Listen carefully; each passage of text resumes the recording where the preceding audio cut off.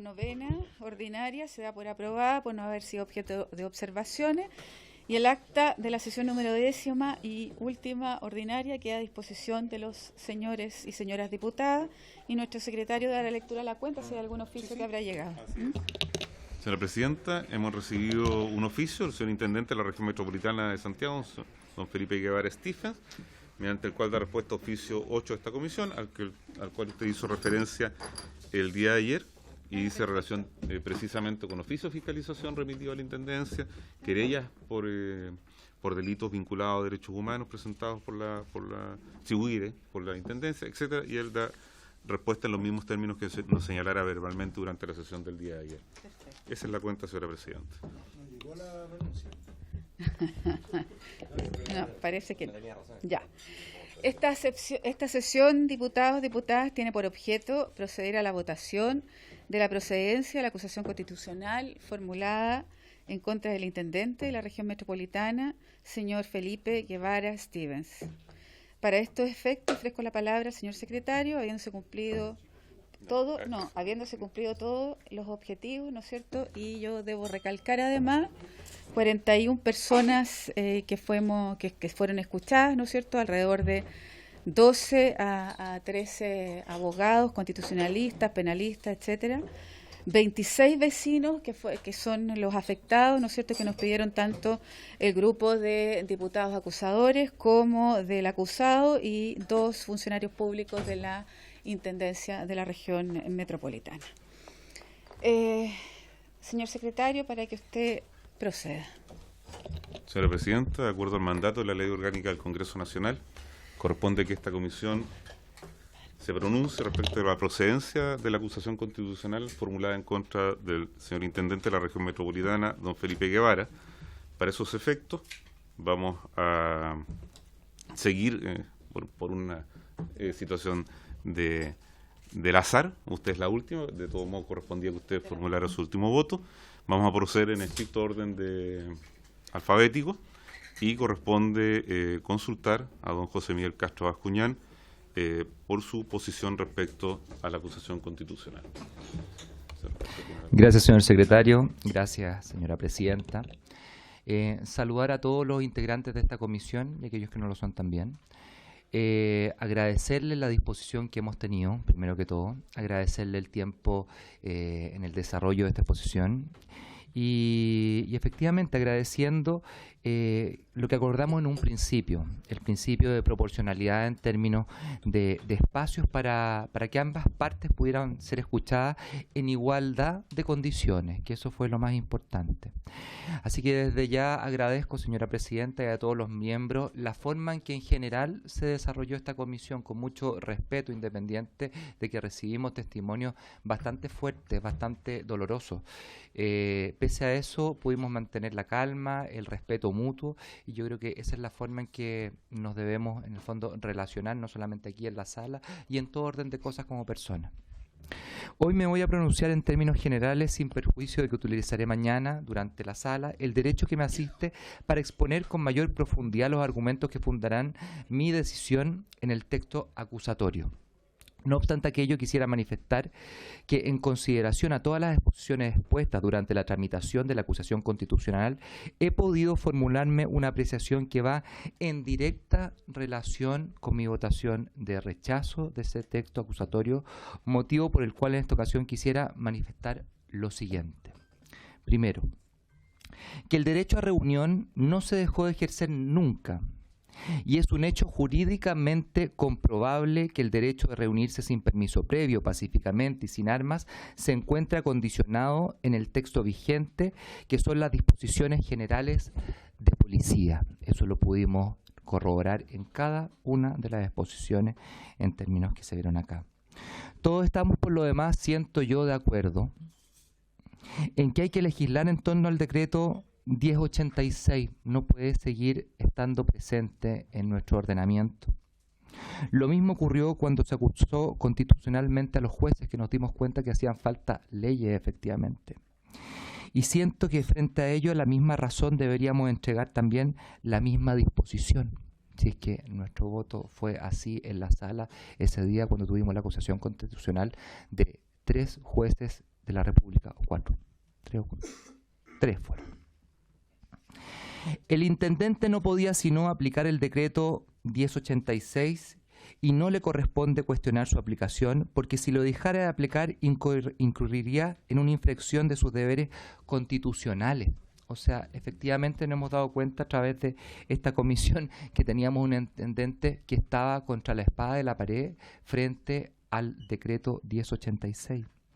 Que la estrategia de acopiamiento es una forma de desplegar carabineros y que el intendente no tiene ni ha tenido las facultades para decidir respecto a los métodos, y así lo corroboró quien fue la encargada de seguridad de la intendencia, no actual, sino que de gobiernos anteriores, la señora Soledad Pérez, que manifestó en esta comisión lo siguiente: quiero decir que como intendencia de la región metropolitana nunca se le da las instrucciones a Carabineros para que haga o no haga un despliegue de Carabineros.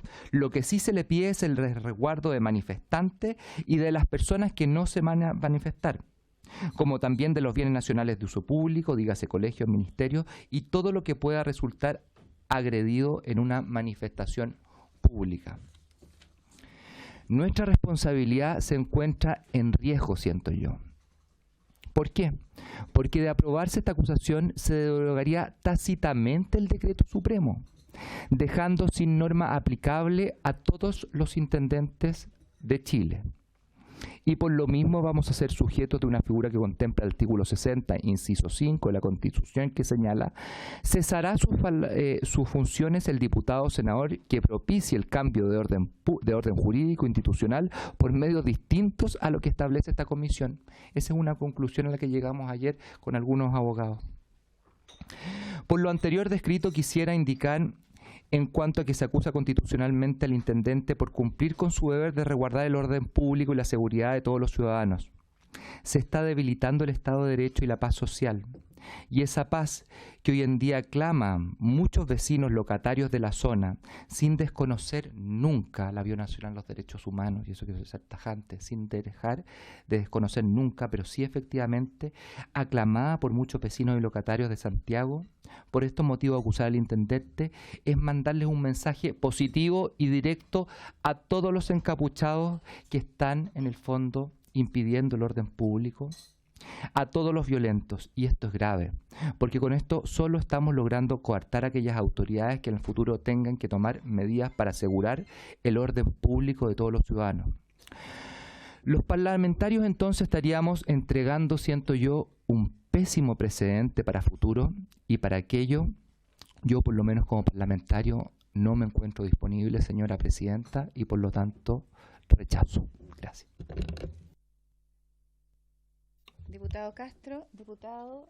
Corresponde que manifieste su Diputado opinión y Ibáñez. su fundamento de hecho y derecho el diputado don Diego Ibáñez Cotroneo. Diputado Ibáñez tiene la palabra. Gracias, presidenta. Bueno, primero que todo, felicitarla a usted en su labor. Creo que han habido más de 40 exposiciones, lo que implica también una pluralidad en la visión y en la ponderación de esta acusación constitucional, de ese objeto. Así que le doy mi agradecimiento también, y creo que le da a este proceso, digamos, pleno cumplimiento del debido proceso. Bueno, respecto de la acusación. A ver, yo quisiera partir dando un contexto, porque cuando hoy vamos a colocar en perspectiva una decisión política, también tiene que ser abordando los simbolismos y también las subjetividades que dicen relación con un momento muy delicado en la historia, al menos de esta transición, digamos. Y el derecho no puede pretender, el derecho penal no puede pretender regular situaciones que dicen relación con el debate político y democrático de una sociedad. Cuando se superan las instituciones, cuando se desbordan finalmente las tradiciones típicas en materia de interpretación del derecho, lo que debe hacer el mundo político es precisamente actualizar esos criterios, esas categorías, y llevarlos a un momento en el cual, si somos ciegos ante lo que pasa allá afuera, terminamos apagando un fuego con benzina. Yo creo que hoy el malestar y la desigualdad en Chile provocó una explosión social sobre la cual tenemos que hacernos responsables, y sobre la cual también somos, de una u otra manera, responsables. Y el desborde de la institucionalidad de la calle, de las formas tradicionales, incluso de protesta, dice en relación con un momento muy delicado que no es solamente a nivel nacional, sino que también a nivel global. Lo que pasa con la ocupación del Wall Street, lo que pasa en la Plaza de los Indignados en España, lo que pasa en Ucrania, dice en relación con nuevas formas de movilización que son muy propias de la globalización y sobre el cual el derecho hoy debe también tratar de entenderlas, de interpretarlas y de darle respuesta. Porque de eso se trata finalmente la norma jurídica. No de construir realidad, sino de interpretar la realidad y tratar de respetar principios democráticos. Desde ahí que este gobierno, a mi juicio, ha tratado de encasillar una realidad a martillazos jurídicos, no dándole resultados. Por eso estamos en esta situación. Porque han habido errores políticos a la hora de abordar el diálogo y la interpretación de esta situación que es global, insisto, que no es solamente en Chile. Dice relación con un modelo de convivencia, finalmente, que coloca cotidianamente en duda los mínimos civilizatorios de la sociedad. Las violaciones a los derechos humanos están constatadas por 5 informes de organismos internacionales en derechos humanos. Y hoy la acusación constitucional, su objeto es precisamente cuestionar una decisión política en el ámbito de las responsabilidades propias de quien en la cadena de mando representa al presidente en la región y que tiene, y aquí voy a discrepar con mi colega, y que tiene responsabilidades también en torno al manejo de las policías. Las policías son jerarquizadas, son subordinadas, constitucionalmente dependientes de la autoridad política. Y por cierto que en el diseño operativo, en la calle, nadie está diciendo que las policías le pregunten al intendente y que lo llamen antes de tirar cada bomba lacrimógena. Nadie está diciendo que le pregunte al intendente si vio la ponderación de riesgo que hizo cierta actividad para decirle que esto era un delito flagrante y detener a una persona. Nadie está diciendo eso. Eso es llevar este argumento y esta situación y este debate al absurdo para tratar de evitar el debate de fondo, que es precisamente el diseño de una estrategia que a nuestro juicio, y es legítimo discrepar acá, violó derechos fundamentales. La Ley Orgánica Constitucional de Administración Regional, de Gobierno y Administración Regional, le da funciones de policía al intendente. Le da capacidad para decir que sí o que no a la estrategia. El mismo jefe de zona señalaba que hay un debate, que hay un diálogo constante y que ellos no actúan nunca por sí mismos y que presentaron alternativas. Es un testimonio del jefe de zona contra el testimonio del intendente, que dice que nunca se le presentaron alternativas. Ahí hay una irregularidad. Alguien está mintiendo. ¿Quién es el responsable de que alguien esté mintiendo? Las policías, pero si las policías son subordinadas, son jerarquizadas. ¿Quién es responsable de las policías? Primera cadena de mando, el intendente. Ahora, respecto al derecho de libertad de reunión, con esto voy terminando, Presidenta, discrecionalidad, proporcionalidad, idoneidad a la hora de resolver coaliciones de derechos fundamentales. La vida misma, el estar acá incluso, es una colisión permanente de derechos fundamentales. No se trata de cuál es más importante o no en función del número en el cual están catalogados en el artículo 19 de la Constitución. No, ese criterio de jerarquía es de mediados de siglo. Hoy día estamos en una sociedad donde permanentemente hay que dialogar y hay que democráticamente resolver estas situaciones. Y para ello no se necesita autorización, para ello se asemeja la libertad de reunión a la libertad de culto, para ello se pondera según el contexto social de protesta, de malestar, y eso no es un análisis técnico meramente. Eso no es un análisis que puedan hacer las policías. Eso responde a un gobierno, responde a un ejecutivo que está representado regionalmente por el intendente de la República. Perdón, el presidente de la República y el intendente regional. Por ello, Presidenta, luego de escuchar me gustó bastante la argumentación particularmente de los dos juristas que representaron al intendente y también me gustó mucho, y debo reconocerlo, me gustó mucho que el intendente estuviera acá y que diera la cara. Cuestión que no habíamos visto con otras autoridades. Y lo valoro bastante. Creo que eso debe ser la práctica sobre la cual hoy los políticos que están cuestionados deben, de una u otra manera, dialogar con la ciudadanía y con los parlamentarios. La acusación constitucional es un ejercicio republicano, democrático, que para nada pretende imponer un golpe de Estado o decir que aquí queremos sacar a todos los intendentes. No, en absoluto. Es una herramienta absolutamente democrática que pretende abrir este diálogo precisamente. Este diálogo no hubiese existido si es que no hubieron 10 parlamentarios que firmaron esa acusación constitucional. Y este diálogo lo que pretende, en la eventualidad incluso de que se pierda en la Cámara, es subir el estándar. Es hablar de esto, que no se habla. Porque precisamente la política se trata de dar la mejor cuña en 15 segundos, donde no se pueden discutir estas cuestiones. Y de eso se trata la acusación constitucional, de abrir un espacio de debate político. Por eso es un control político, no jurisdiccional. Por eso es democrático. Presidenta, yo finalizo señalando que apruebo esta acusación constitucional. Creo que debe dialogarse en el hemiciclo. Y creo que me ha gustado bastante, insisto, su presidencia, que el intendente dé la cara, ponderando todos los argumentos. No me queda nada más que aprobar la acusación constitucional. Gracias. Muy bien, muchas gracias, diputada Ibáñez. Secretario. Gracias, señora presidenta. Corresponde que el diputado don Pablo Lorenzini manifieste su parecer respecto a la acusación constitucional y sus fundamentos de hecho y de derecho. Diputado Lorenzini tiene la palabra. Gracias, presidenta. Voy a hacer caso a mi colega Ibáñez, así que no voy a dar la mejor cuña, simplemente decir me abstengo. Muchas gracias, diputado Lorenzini. Secretario. Señora presidenta, muy amable. Corresponde que nos entregue su parecer el diputado don José Miguel Ortiz Novoa. Diputado Ortiz tiene la palabra. Gracias, presidenta. En primer lugar, hacer un reconocimiento a la presidenta de esta comisión, que la nombramos por unanimidad, y asumió la responsabilidad que cuando es unánime hay que estar por sobre todas las legítimas posiciones políticas. Porque esta es una comisión política. Tiene que ver con la normativa que nos rige la Constitución, pero ese es el fondo. Un reconocimiento al secretario de Abogados, su secretario de Abogados, que ojalá en algunos años más también sea secretario de Abogados titular de una de las comisiones. Lo estás demostrando tu capacidad, y a la señora secretaria que nos acompaña. Así, en forma especial. Yo quiero destacar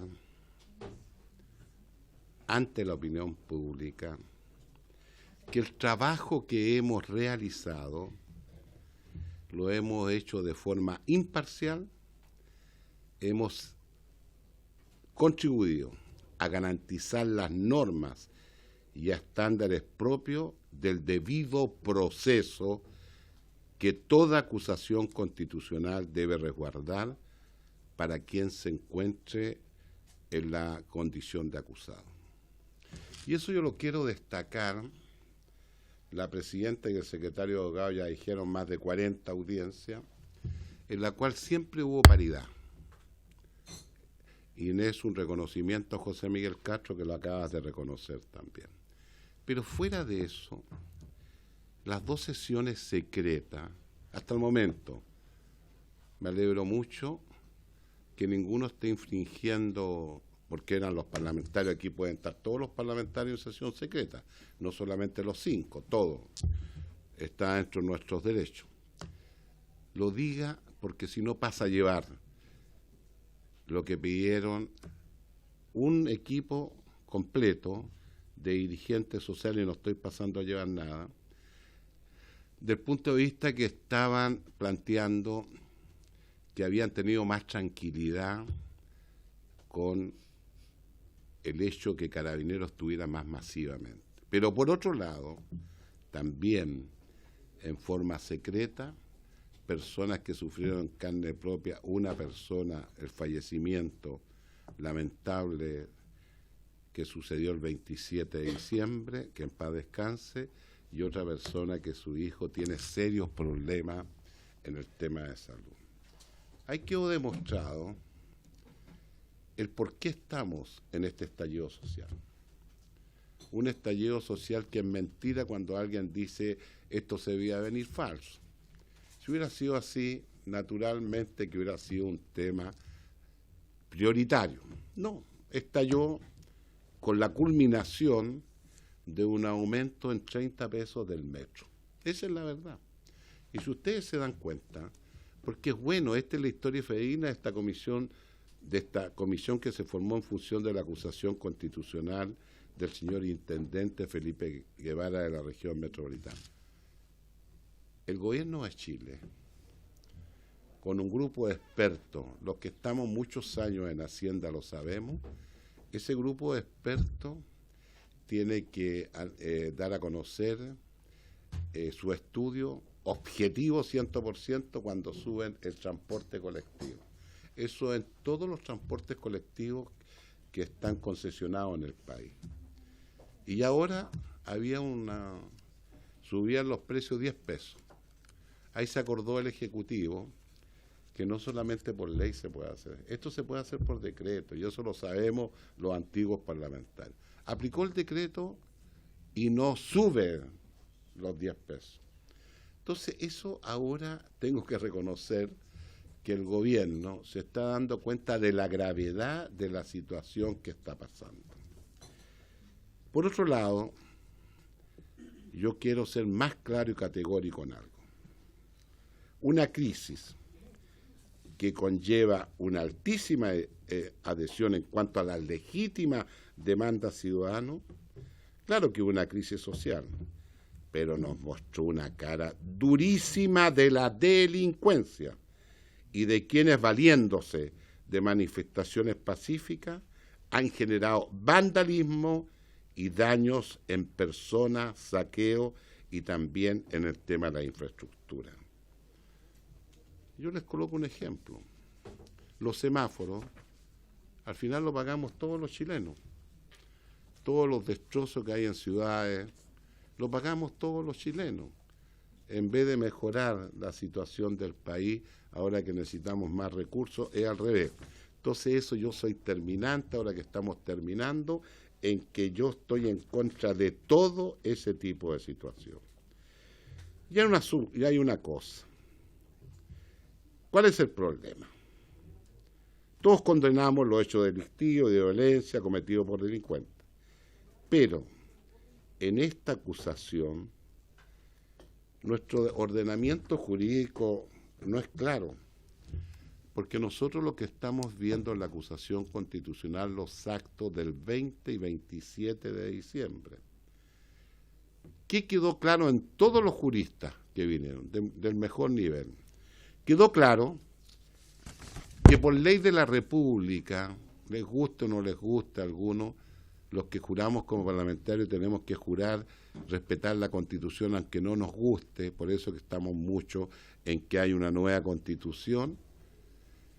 No existe un artículo de la Constitución chilena en que diga claro cuál es el proceso de las manifestaciones pacíficas y que se pueden ejercer en cualquier parte del país.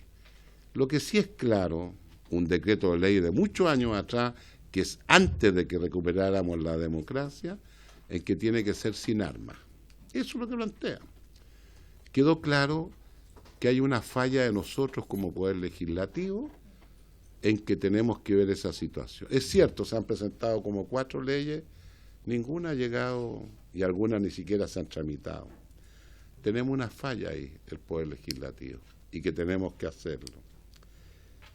Miren, a mí me impresionó muchísimo algunos testimonios, porque el fondo es que nosotros estamos obligados en definir la admisibilidad. Ese es el tema de fondo. Ese es lo que le vamos a plantear, que le va a plantear la presidenta y el resto de los 4 los que queramos intervenir para mejor procedimiento en la sala el día de mañana. Entonces, estamos viviendo en función de una acusación al intendente metropolitano. Y saben que yo quiero ser clarísimo en lo siguiente. La responsabilidad jurídica, no tiene la culpa el intendente metropolitano. Lo estamos acusando políticamente. Esto quiero que quede muy claro y por qué, y les voy a explicar por qué. En primer lugar, escuchamos el testimonio del general director de Carabineros y también del general subrogante de la región metropolitana. Y los actos de copamiento y todo, dice que son instancias que ellos hacen. Aquí un distinguido colega dijo, ¿quién miente? Esa es una situación que seguramente se va a analizar mañana profundamente. ¿Qué es lo que yo he tomado en cuenta? De todos los juristas que yo escuché, me impactó muy positivamente el profesor Viera, en que planteó que la responsabilidad que se persigue con esta acusación dice relación con ser un medio de control. Todos los medios de control en el Estado constitucional están orientados en un sentido y todos responden a un único fin: fiscalizar la actividad del poder para evitar abuso. De ahí, entonces, que para la salud de nuestro Estado de Derecho es necesario que operen mecanismos de control. Y en este caso, estas acciones se inscriben en el control político y la Constitución la contempla como atribuciones exclusivas de la Cámara de Diputados y el Senado, con la principal finalidad de quienes conformamos el Estado seamos garantes de los derechos e institucionalidad que nuestro ordenamiento constitucional establece. ¿Cuál es el tema? Esta acusación constitucional significa que la norma constitucional que se invoca es haber vulnerado el derecho a reunirse pacíficamente y sin permiso previo y sin armas del artículo 19, número 13 y del artículo 19, número 12, el derecho a emitir opinión o libertad de expresión, ambos en relación con el artículo 5, inciso 2, como expresión del derecho que nos corresponde a todos en este país. Pero también yo quiero ser más claro lo que he expresado aquí en varias reuniones. Este es un régimen presidencial que fue elegido con una gran votación en la segunda vuelta el presidente Sebastián Piñera Echenique. Debido a eso, el mando superior lo tiene él. ¿Quién lo delega? En un gabinete que tiene su ministro del Interior y un subsecretario del Interior, y que ellos nombran, empezando por el presidente, los intendentes. Es decir, que el señor intendente está pagando un costo por cumplir su deber de tratar de garantizar el orden público. Esa es la verdad. Después de todo el análisis que tuvimos, lo que tuvimos del comienzo hasta el final, esta situación. ¿Por qué lo digo con tanta fuerza? Cuando escuchamos al director general y al general, ellos expresaron que ellos tienen bastante autonomía de analizar situaciones que son de riesgo para la ciudadanía y que tienen diferentes sistemas de estrategia. Si tú lo analizas objetivamente, ahí Carabineros fue muy claro y plantearon el tema que ellos siempre han obedecido la cosa macro, digamos, la orden general, pero ellos tienen que buscar los procedimientos para que suceda una situación. Yo les expresé a ellos que en unos videos que vimos, que lo podía decir, lamentablemente quedó demostrado que algunos integrantes de Carabineros de Chile, a los cuales yo le tengo mucho respeto, porque las instituciones con un grupo que tú tengas no puede decir que son todos malos y que todos atentan contra los derechos humanos. Hay 2.800 carabineros heridos, 2.800. Hemos visto los asaltos a las comisarías. Entonces ellos ahí, en ese instante, aunque me demore unos minutos, en ese instante, claro, quedó claro que este es una acusación política, y que yo lamento que el intendente tenga que asumir esa situación. A mí también me gustó mucho, cuando terminamos ayer, las explicaciones de los dos abogados del señor intendente. Fuera de eso, el señor secretario de Abogados nos acaba de expresar que todo lo que le solicitamos lo contestó. Tiene la disposición y la voluntad. Pero el tema de fondo es que así como yo vi eso de algunos carabineros, también vimos nosotros algunas personas que fueron absolutamente perseguidas y hostigadas, especialmente a través del carro lanzaagua. Nosotros no queremos que esto suceda en el país. Todas las marchas pacíficas se siguen haciendo y todo, pero eso nos da derecho a no tener claro cuáles como ciudadanos son nuestras responsabilidades. Yo personalmente tengo mentalmente un conflicto grande, personal. Conflicto grande que si ustedes me dijeran que yo estoy a favor de esta acusación constitucional, del punto de vista constitucional no corresponde, pero del punto de vista político corresponde. Y como yo soy político, salí en un sorteo de 155 diputados, y el jefe de la bancada de mi partido firmó esta acusación constitucional, y él aquí expuso, es por eso yo voy a estar a favor de esta acusación constitucional. Diputado Ortiz.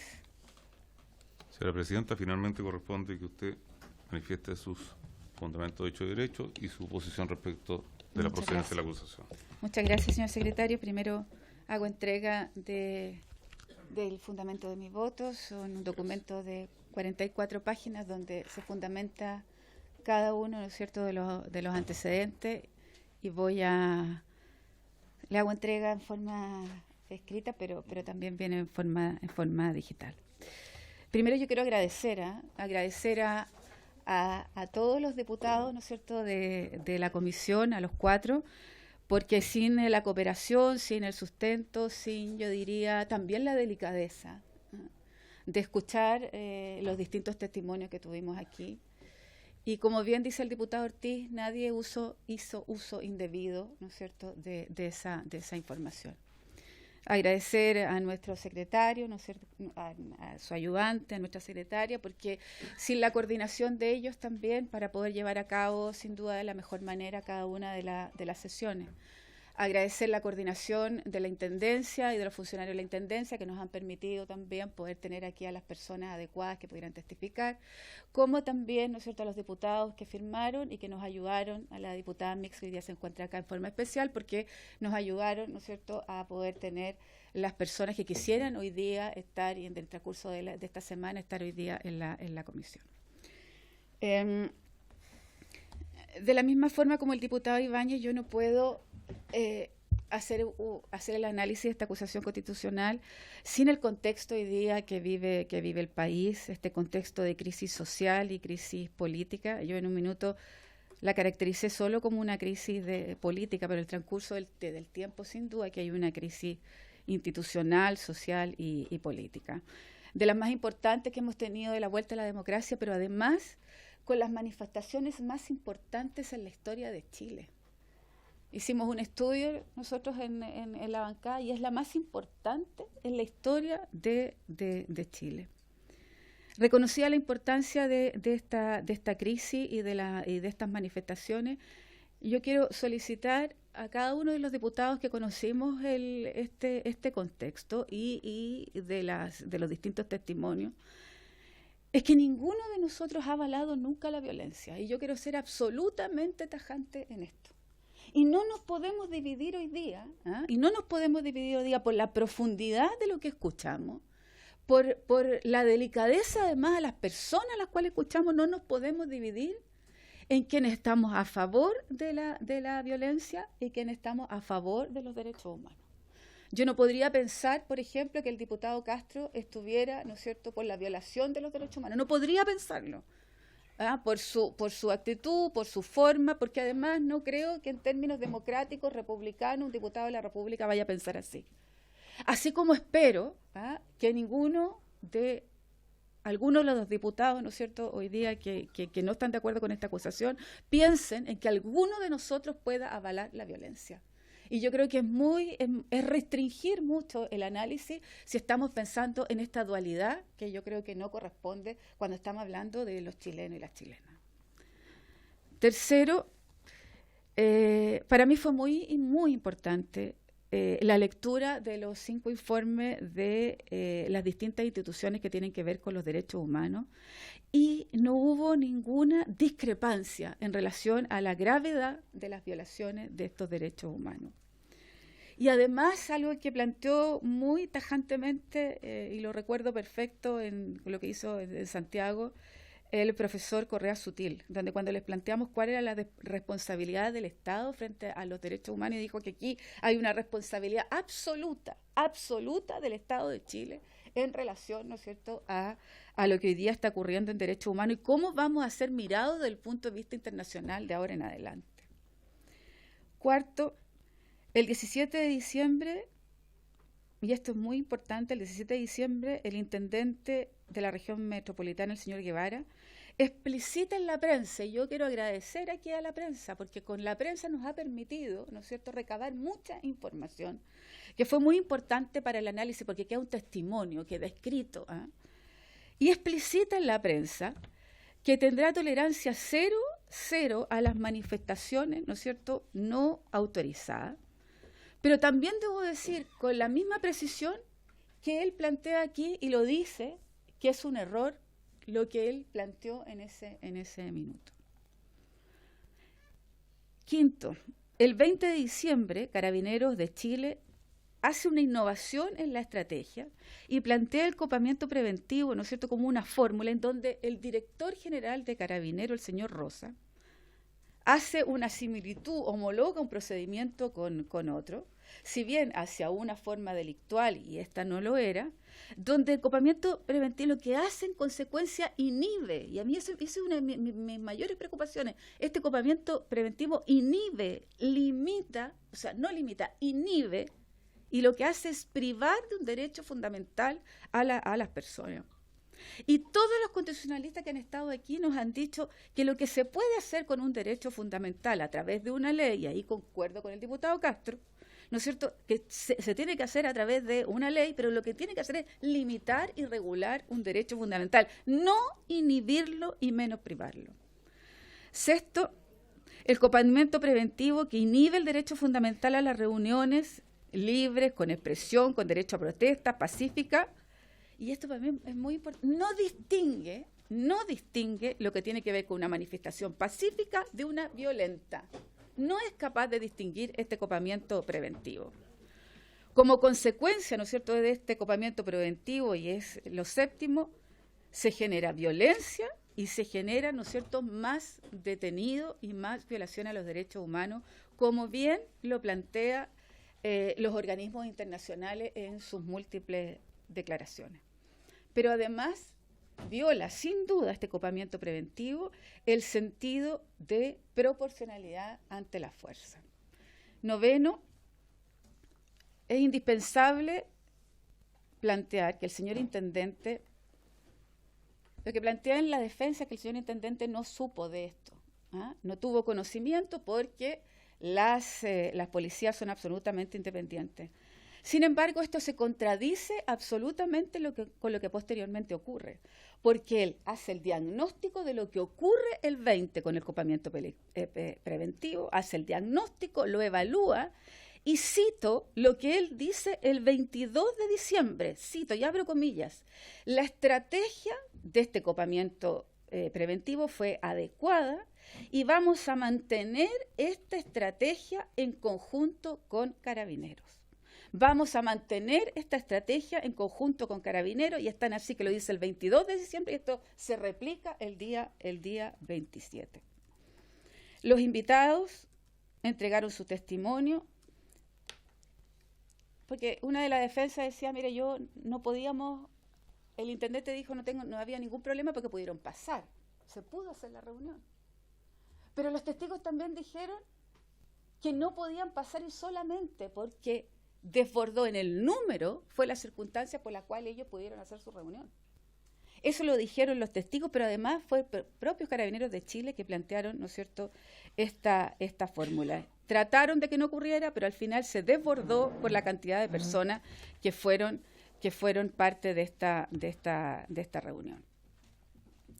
Miren, muchas más manifestaciones que se realizaron fueron sin notificación y fueron sin la utilización del Decreto Supremo 1086. Sin embargo, estas manifestaciones, por el contexto, ¿no es cierto?, que relaté en el primer lugar, como también el diputado Ibáñez y el diputado Ortiz, bueno, estas manifestaciones con los documentos que teníamos de derechos humanos, sin duda, tendrían que haber utilizado otra estrategia y no el copamiento preventivo.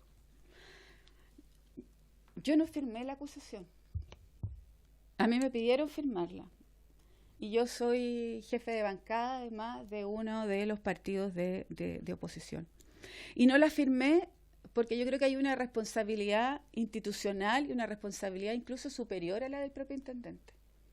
Yo creo que aquí no es solo el intendente es un instrumento, yo creo que hay otras, el subsecretario como el propio ministro del Interior. Pero al conversar con los diputados informantes o los diputados firmantes, ellos plantearon algo que para mí me hizo mucho sentido, que tiene que ver que aquí hay una responsabilidad ética frente a lo que está ocurriendo. Pero no solo es una responsabilidad ética, también hay una responsabilidad jurídica.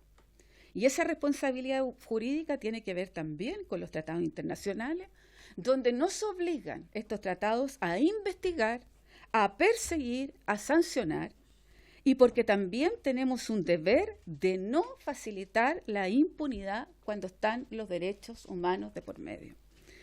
Por eso, señor secretario, honorables diputados, yo creo que existe mérito suficiente para aprobar esta acusación constitucional y llevarla de esta manera a la sala. Señor secretario, para que haga el recuento de los votos. Gracias, señora presidenta. El resultado de la votación es 3 votos a favor, 1 en contra y 1 abstención. Por lo tanto, la acusación se entiende admisible por esta comisión, de conformidad a lo establecido en el artículo 44, letra A de la Ley Orgánica del Congreso Nacional. Corresponde que en este momento usted solicite el nombramiento de un diputado o una diputada para sostener la acusación entre los miembros de la misma. Muy bien, por la votación entonces que se ha emitido por cada uno de los diputados, se entiende por admisible esta acusación y va a ser llevada, ¿no es cierto?, a la sala. Necesitamos entonces un diputado que sostenga la acusación, ¿no? Así es. Muy bien. Sí, yo creo que la verdad es que siendo uno de los votos a favor y habiendo presidido tan bien esta comisión, yo creo que quizás usted debería ser la persona indicada para exponerla. De acuerdo. Ya. La presidenta.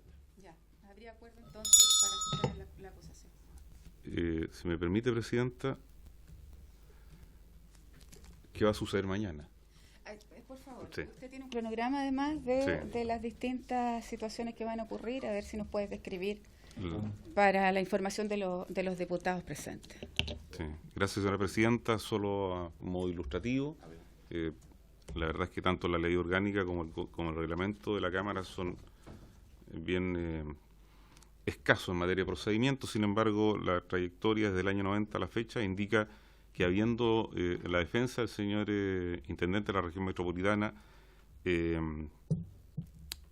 formulado cuestión previa, mañana el presidente de la corporación le otorgará consultará en primer término al señor intendente si va a hacer uso o no de la cuestión previa. Lo más probable es que así sea, por lo tanto se le otorgará la palabra al o los abogados del señor intendente y posteriormente se le otorgará la palabra a cada uno de ustedes.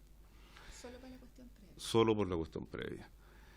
Y del resultado de la cuestión previa, si esta es aprobada por la Cámara, todo se termina, la acusación constitucional llega hasta allí. Y se entiende por no presentar. Y se entiende por no presentada, por no interpuesta, dice la ley.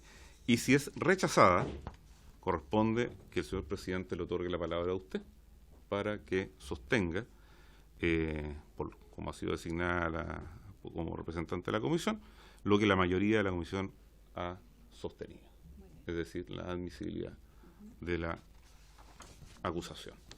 Eso es, señora presidenta. Muy bien, ofrezco la palabra. Si hay alguna pregunta en relación al procedimiento, ¿no? Muy bien, entonces nos veremos mañana en la sala, ¿no? Por haberse cumplido el objeto de la sesión, esta se levanta. Muchas gracias.